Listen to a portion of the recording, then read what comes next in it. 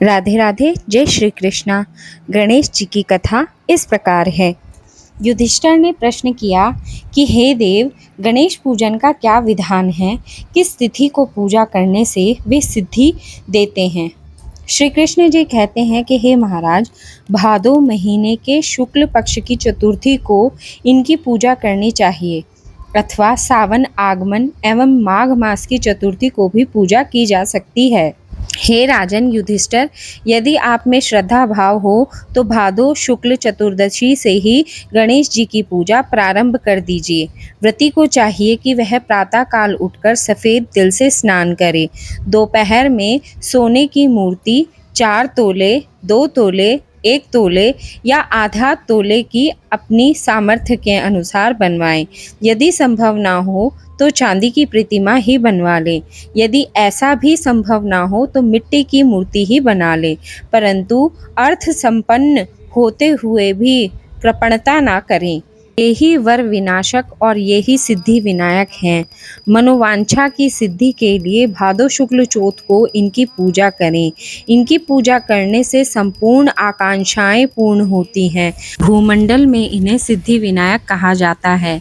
ध्यान की विधि एक दांत वाले, सूप के समान विस्तृत कान वाले, हाथी के समान मुख वाले, 4 भुजाधारी, हाथ में पाश एवं अंकुश धारण किए हुए सिद्धि विनायक गणेश जी का हम ध्यान करते हैं। एकाग्रचित से पूजन करें। पंचामृत से स्नान कराने के बाद शुद्ध जल से स्नान कराएं। तदंतर भक्ति पूर्वक गणेश जी को गंध चढ़ाएं। आवाहन करके पाद्य अर्घ आदि देने के बाद 2 लाल वस्त्र चढ़ाना चाहिए। तत्पश्चात पुष्प, धूप, दीप एवं नैवेद्य अर्पित करना चाहिए। फिर पान के ऊपर कुछ मात्रा में सोना रखकर चढ़ाएं। इसके बाद गणेश जी को 21 धूप चढ़ाएं। नामांकित नामों द्वारा भक्ति पूर्वक गणेश जी की पूजा दूरबा से करें। हे गणादीप, हे उमापुत्र, हे पाप के नाशक, हे विनायक, हे ईशनंदन, हे सर्व सिद्धिदाता, हे एकदंत, हे गजमुख, हे मूषक वाहन, हे स्कंद कुमार के ज्येष्ठ भ्राता, हे गजानन महाराज, मैं आपको प्रणाम करता हूँ।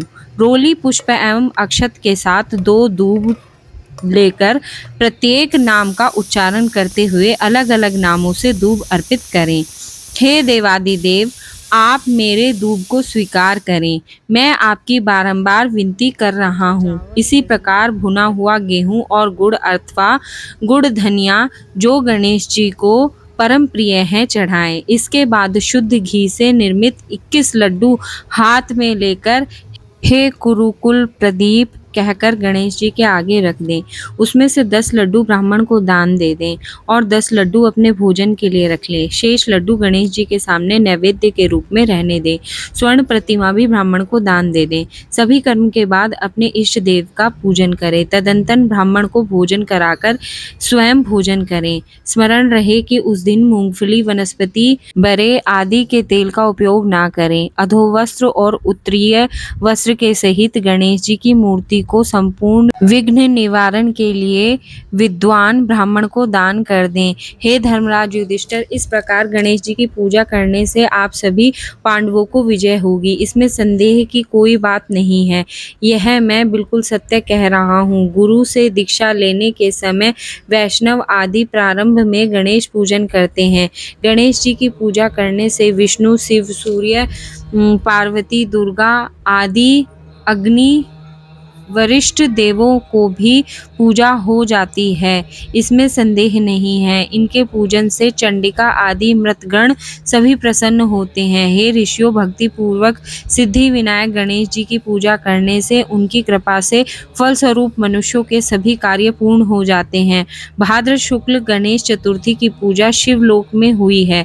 इस दिन स्नान, दान, उपवास, पूजन आदि करने से गणेश जी की अनुकंपा से शताधिक फल होता है। हे युधिष्ठिर, इस दिन चंद्र दर्शन को निषेध किया गया है, इसलिए अपने कल्याण की कामना से दोपहर में ही पूजा कर लेनी चाहिए। सिंह राशि की संक्रांति में शुक्ल पक्ष की चतुर्थी तिथि को चंद्र दर्शन करने से चोरी, व्यभिचार हत्या आदि का मिथ्या कलंकित होना पड़ता है। इसीलिए आज चंद्र के दर्शन करना वर्जित होता है। यदि भूल से चंद्र दर्शन हो जाए तो ऐसा कहें।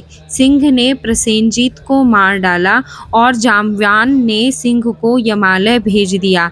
हे बेटा, रो मत, तुम्हारी समयंतक मणि यह है।